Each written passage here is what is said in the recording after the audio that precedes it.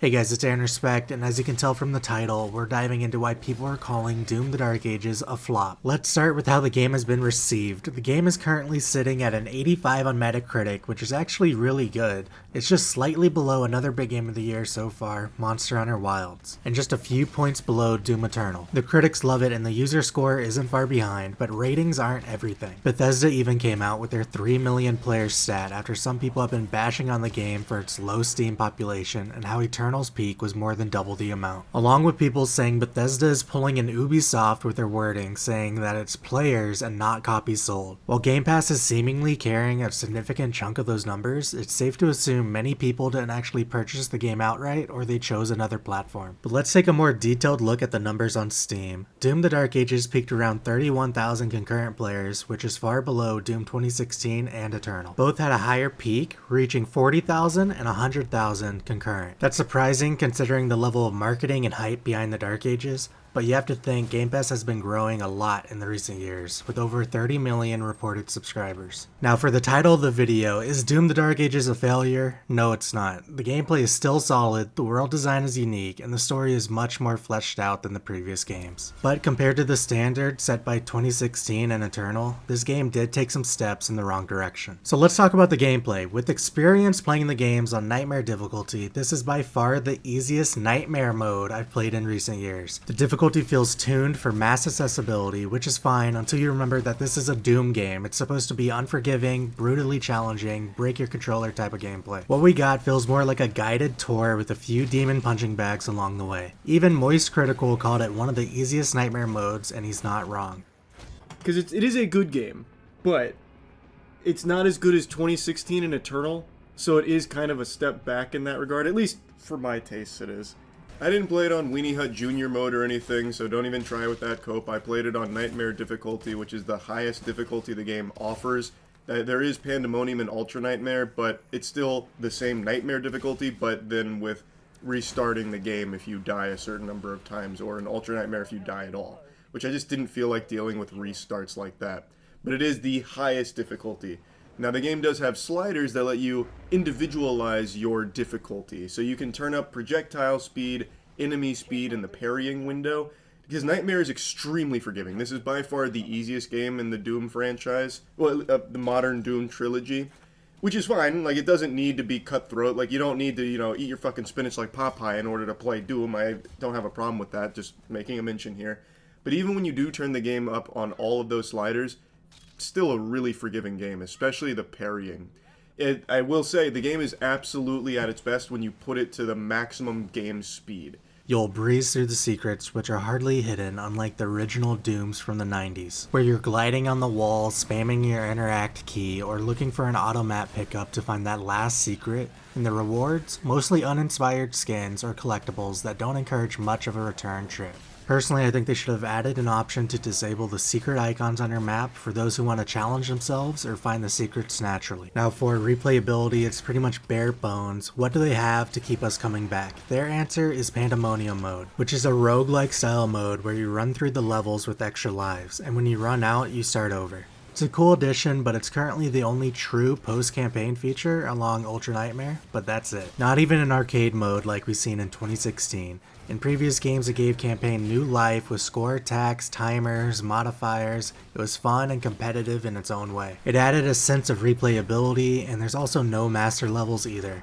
which were a highlight in Doom Eternal. These were remixed, ultra-challenging versions of existing levels that truly tested your skill. Eternal even launched with a couple of them and promised more post-launch, and for the Dark Ages so far, we have nothing. And remember the weekly challenges in Eternal. You can earn cosmetics and XP just by replaying missions with specific challenges. It made the campaign feel fresh week after week. That system added replayability and progression. It's completely gone with the Dark Ages. I understand it's not Mick Gordon doing the soundtrack this time around, but the music just isn't hitting the same as the previous games. You almost need to turn down all the other audio and bump the music up for it to feel like the other Dooms. The soundtrack's nice though. And when we look at the facts, does it really feel like id's most ambitious game yet, besides being the most expensive Doom, sitting at $70? Naturally, with a claim like that, you'd expect this to be the biggest, baddest Doom ever made. And to be honest, to me it doesn't feel like it, but it's up for debate. Albeit the game is a lot of fun when you're not forced into the Atlan or Dragon missions, and nearly every review I've seen had a lackluster experience with those segments. Also, the Mech and Dragon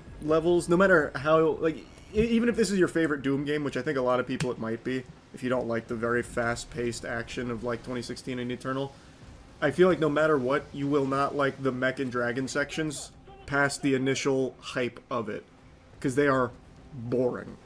Like, the mechanics for the Mech and the Dragon are rough. I don't think there's a soul out there that's going to fall in love with the Dragon and Mech sections. Again, they are very cool in the cutscenes, and there are some cool moments in there, like set pieces, but holy shit is it awful to play.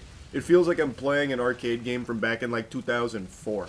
So let's take a look at what the Dark Ages has to offer in comparison to the other modern Doom releases. 2016 launched with the killer campaign, snap map, and multiplayer. Eternal had master levels, weekly challenges, and battle mode, with mod tools and horde mode coming later to add to the fun. Given both those games had negative or split opinions for snap map, multiplayer, and battle mode, I personally would have loved to see it expand and make improvements on any of these modes in a sequel. Yet, this is the full package we got in the Dark Ages. No real modes to make a comparison, just Atlans, Dragons, and Pandemonium. No word on mod support or any additional modes other than the campaign DLC on the way. And from an interview with Ryan McCaffrey, we essentially lost multiplayer or any additional modes in exchange for the Dragon rides and the Atlan mech. Let's watch the clip. Doom literally invented deathmatch. Does multiplayer have a future with Doom? I think anything's possible in the future, but certainly, I think Marty would be good at answering this, but I would say that the not having a multiplayer this time around and focusing on single player has allowed us to put things like the Atlan and the Dragon in the game to make what we feel like is the largest, most polished campaign we've ever made. So there's so many things in the game. Honestly, maybe even having the shield. I mean, there's just a lot of depth to this experience. And we were able to funnel those resources into the single player campaign, and we're really, really like happy with the results. Lightest taste with battle mode. Yeah. And did And that the previous and the previous one a bit too. And you know, we're really grateful that like we work with Bethesda and they give us the opportunity to kind of say like, hey, we want to focus on this. We want to take what we would normally put into this other component, and we want to really make campaign something great. We want to tell a great story. We want to, you know, have things like the Atlan and Dragon, these great pace breakers. We want to make the biggest, best Doom game we've ever made. But it means taking this, and we get the support. We get it from Bethesda. We get it from Xbox. So that's great. And I think it's a benefit to the fans who come and play, because they are getting these three core pillars that are as robust as they've ever been and that we've ever made. Because they are boring. These sequences were meant to be cinematic highlights, but they overstayed their welcome. On the surface they're cool, a mech slamming demons, dragons taking down titans, sign me up. But the gameplay in those segments is shallow, slow, and far less satisfying than just playing as the Slayer. These sequences were hyped in the trailers and now considered by fans to be the weakest part of the game. They lack depth, combat flexibility, and they break the pacing. We wanted Doom, not Panzer Dragoon. Now I fully understand if you're on the other side of the fence and you thoroughly enjoyed the giant mecha dragon, just know that sacrifices were made according to Hugo, and other modes didn't make the cut because of it. And the stats don't lie, the game is shorter than Eternal. According to How Long to Beat, Doom Eternal holds the crown for the longest main story campaign with 14.5 hours to complete, followed by the Dark Ages at 13 hours, and Doom 2016 at 11.5. So yeah, technically the Dark Ages is longer than 2016, but if you strip out the Atlan and Dragon sections, you're left with a core campaign that's shorter than both previous titles. So what happened? Seemingly there was a creative overreach. Hugo Martin, the game director at id Software and for the Dark Ages, clearly has a passion for cinematic flair and bigger than life moments, and wanted to bring exactly that from his work on Pacific Rim to Doom.